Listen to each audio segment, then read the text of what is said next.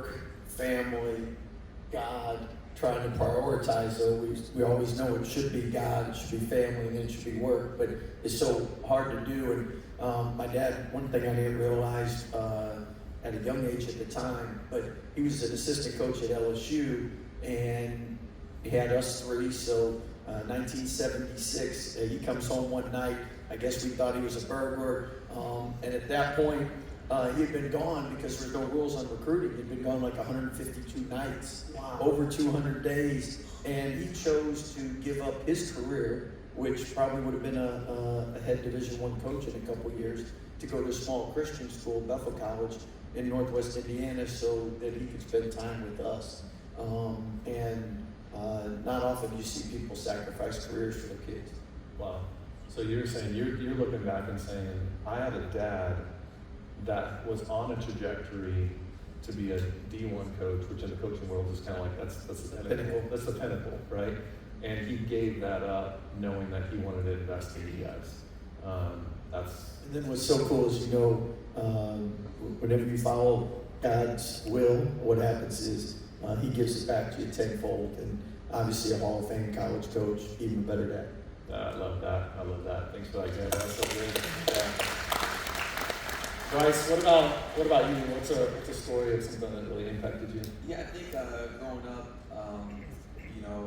he never really preached to me. I got to see his love and his faith in action and how he lived.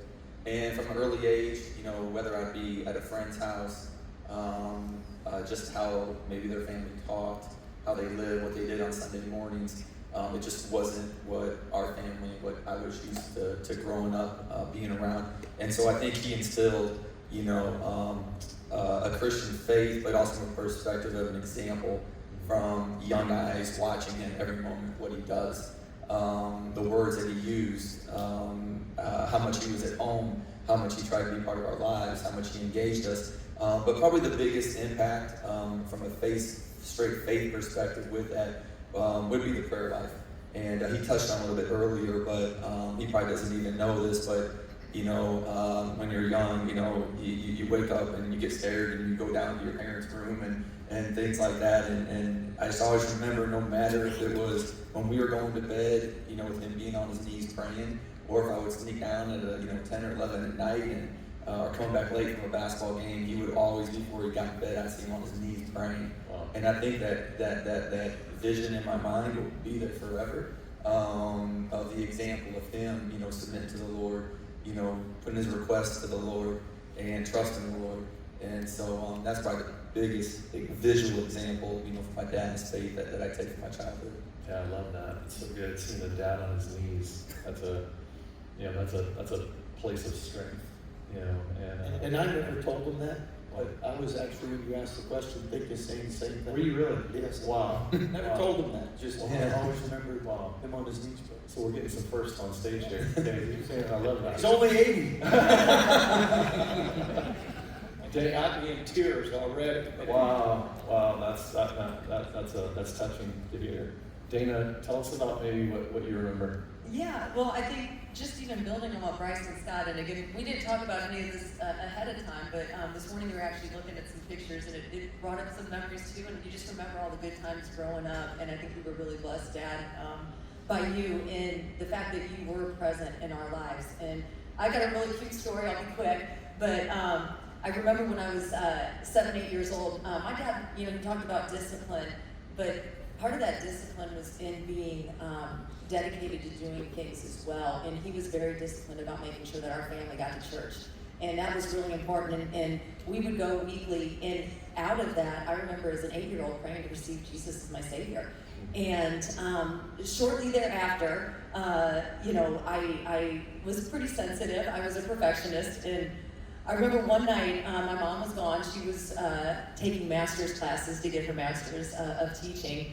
And I was sitting in a chair in the living room, and I accidentally kicked over the plant. And so there was dirt all over the floor. And I had this overwhelming feeling of emotions that, I had just messed up. My mom was going to be sad. I just, ruined her African violet that had beautiful purple blossoms. And I remember I rushed to my room, and I started packing my suitcase. So I'm sure everybody can relate. We've all thought running away. I don't know, maybe we were studying Jonah at church or something, but so I actually packed my little blue suitcase, and my dad peeked into the room, and he said, "What are you doing?" I said, "Well, I'm running away." And he goes, "Well, did you pack some pajamas and underwear?" And I was like, "No." So I packed my bags, I went to the front door. I'll never never forget it because it was night. There's some memories in your childhood that are just really clear. And I got to that front door, and he was standing there with the light on, and I very courageously walked down the walkway to the driveway, made it to the end of the driveway, and at the end of the driveway, it was dark. You couldn't see the front door or the light on. And I stood there for what seemed like hours, and it was probably 2 minutes. It was dark, I looked left, I looked right, and I thought, I don't have the courage to do this. I turned around and went right back to the door, and my dad was standing there with the light on, ready to give me a big hug, and I remember he opened the door and said, "Hey, can I help you clean up the mess you made?" And I love that story because, first of all, Dad, you were present, just like Scott and Bryce said. You know, he sacrificed to be there for us, and I remember looking up in the stands at games, and he was there if he could be, at piano recitals, backyard basketball. He was a big part of our lives, and I would just encourage you fathers to make sure that you're present for your kids. And as a girl, dad possibly, he was a protector. I mean, he was standing at the door waiting for me.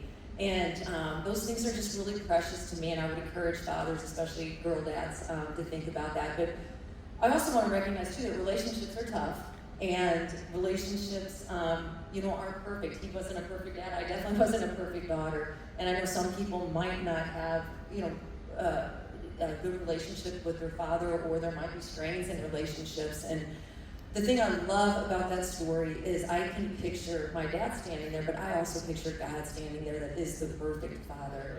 And he is always there with the light on waiting for you. It's a beautiful picture of just a dad. It reminds me of the story of the prodigal son. You're still in the dirt. It's nothing like the prodigal son, but again, we all have messes in our life, and something about a dad that's waiting to help us clean up our mess. And even if you don't have a great relationship with your dad, you got a father who's God that wants to help you in any time, any way. The stories of just hearing your dad, and obviously I know your mom, Janet, who's no longer with us anymore. I know that's tough, lost her last year, but you three have been left a legacy of faith. But it's one thing to get invested in, it's another thing to take your faith and then go live it out yourself. And that's what I want to dive into for a minute, because I think each of you in your own respective ways are making a huge impact for Jesus. And Scott, I want to start with you. You're the oldest.